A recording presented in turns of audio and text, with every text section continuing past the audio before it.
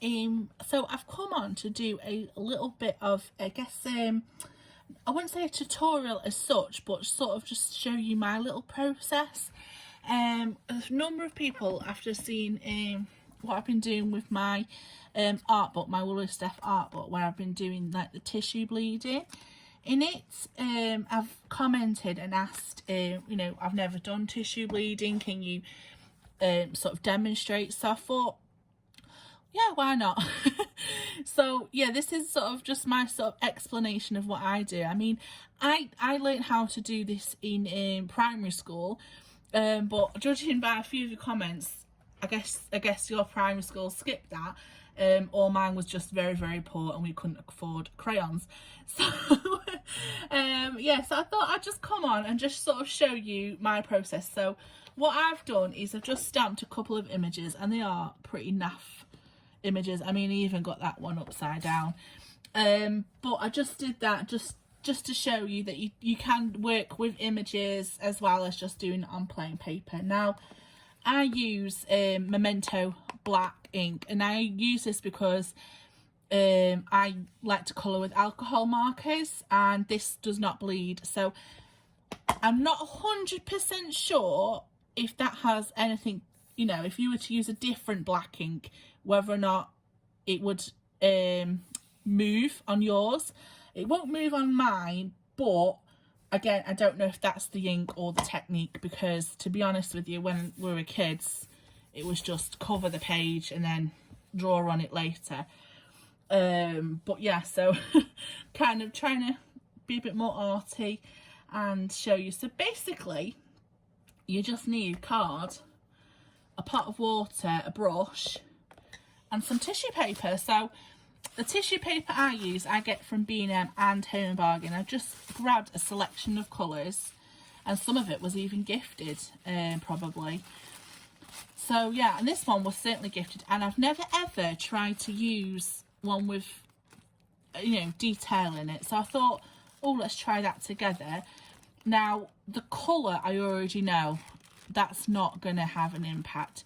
If you use pale tissue paper, you're not going to get a very, very good image.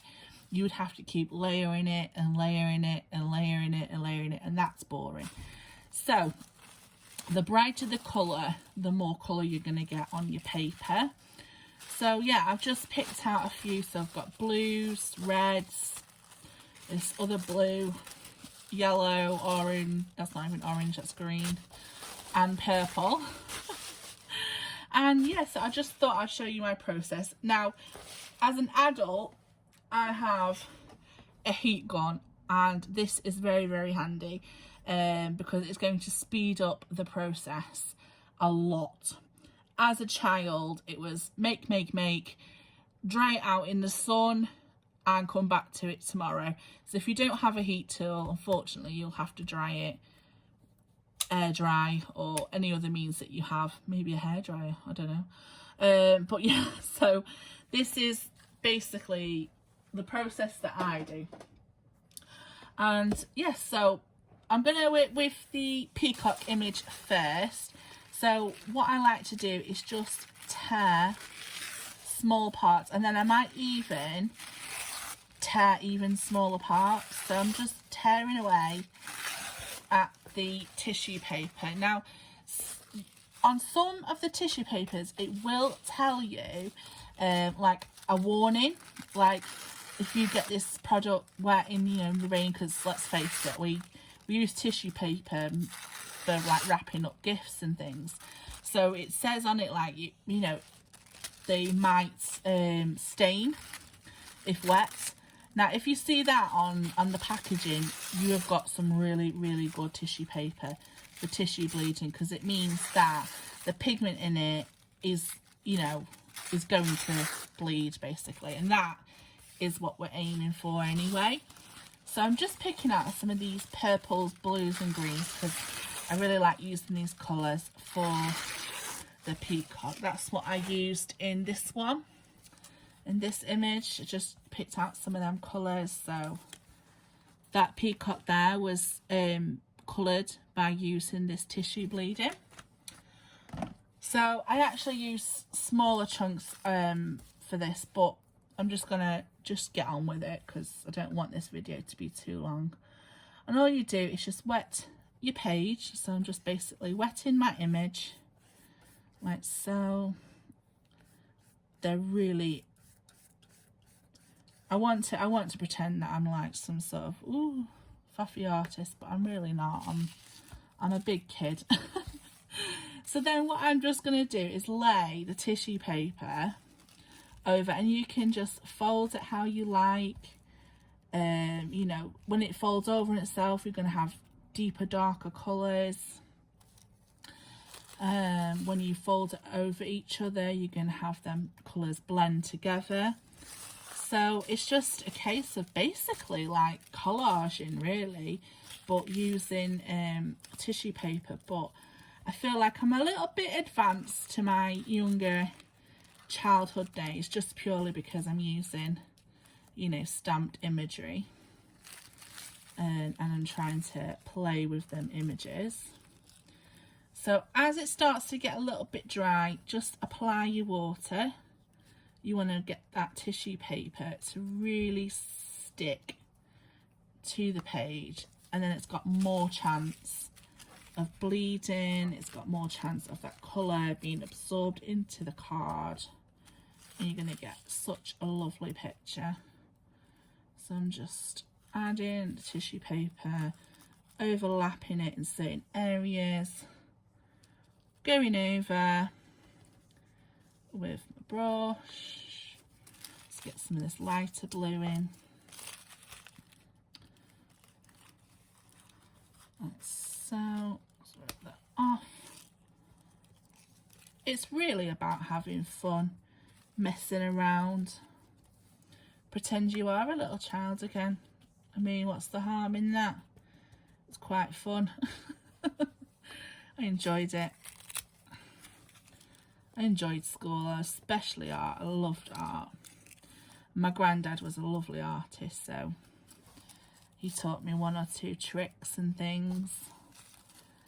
So I'm just now taking smaller bits of the paper and just laying them over like so. And then you just want to absolutely drench it with the water. And this is why, as a kid, you had to wait all day and night, because you have to get that to dry.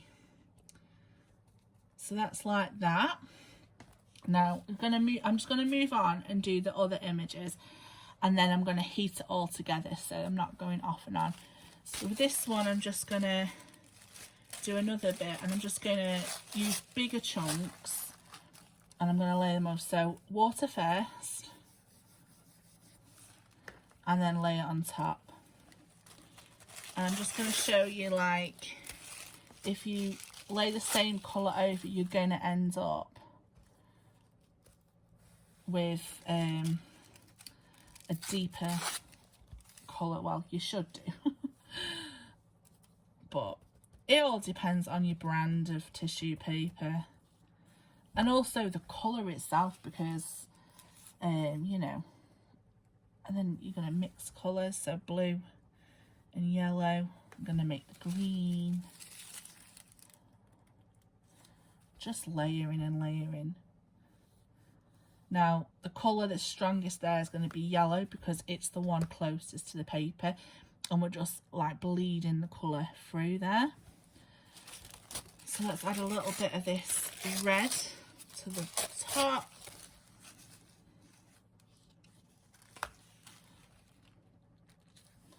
Like that. Like so. Right, now what I'm going to do, because I am a big kid, I am just going to wet my entire page. As you can see, that red is already bleeding away. It's already getting into the paper. And I want to just use a little section of this over in this corner here. Just want to see what happens really with the gold. I mean, I don't think anything will happen, but I thought I'll experiment while I'm here. It's all about that, isn't it? just going to do a double layer just because I know that that colour's not really going to pick up. But it might surprise me. Like I say, it's all down to the quality or lack of quality of tissue paper. Yeah, the worst the best, I guess. So I'm just gonna lay random bits of tissue paper now, just to see what happens with all the colours.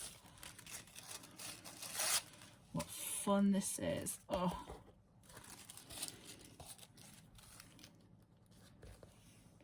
just trying to avoid that one because I don't really want anything to bleed into it.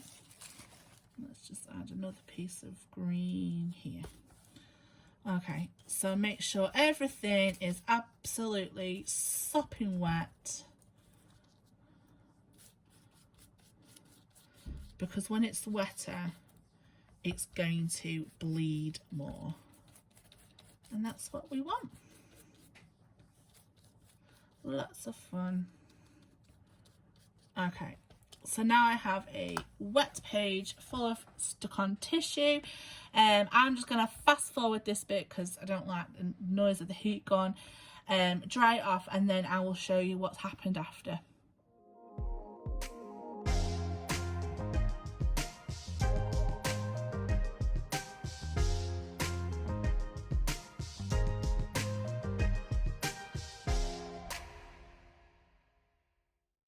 Right, so as you could see, when I was blowing it away, the tissue paper does start to like rise, and you'll see it, and you can start to then, sometimes it will blow off itself, or you can just ease it up. But here is what has happened. Now the paper is still a little bit damp. I would still leave this to dry, but just check out the bleeding on that. How gorgeous. I absolutely love it so much. And you can see here how, even though the green was like a dominant colour to you, but because we laid it on the top, it's very, very subtle. It's beautiful. I absolutely love this technique, and I'm so glad that I've like carried on something from childhood, something that I learned back in primary school. We always say, oh, I never learned anything in school, what am I going to use that for? But here I am doing this, and I absolutely love it so much. So yeah, that is how I do my tissue bleeding. So I hope that has helped anyone, and if you stick around, I'm just going to do another quick demonstration on how I fold a fully loaded pocket for Happy Mail. So some people have asked me to do that as well. So yes, I'll just leave you with that, and then I'm going to be back to show you how I do that. Right guys, so this is how I folded my pocket for the fully loaded pocket swap that I did. So I just get a piece of 12 by 12 cardstock, and I choose which side I want to be my front, which side I want to be inside. So I've chosen this one as my front. So basically what I do is I don't use any measurements. I just, well, first thing I do because it depends on your thickness of your tape as well. So I've made this mistake many times. So I just put a line of tape all the way down one end, and then when I fold it, I'm folding it to that end of that tape line here. So you just want to push it so it lines up with the tape, like so. And then I just fold the edges down, just like that. And I get my bone folder, wherever that may be. There we go. Just finish the edges like that. Then I can just take my tape off, fold it down, and then that is stuck. Now, I like to cut a V, people like to fold it over, we can deal with it after. But to make the pocket, all you do is just fold it up. So now it all depends on how deep, this angle of this, now it all depends on how deep you actually want your pocket. So If you want a really long pocket, you could make a small pocket at the front. But I just generally just eyeball it and consider that front one to be a good size pocket there. So I just fold the bottom bit over. I rub that along there. And then I'm just going to apply tape to the sides of that lower pocket. That's my finger, thank you. And then I stick it there, and then I just get my bone folder inside the pocket and then just give that a rub, make sure that's stuck down like so, and then that gives you your front pocket there. Like I said, this is always optional, so it's just a case of cutting down to a certain point. Some people like to fold theirs over this way.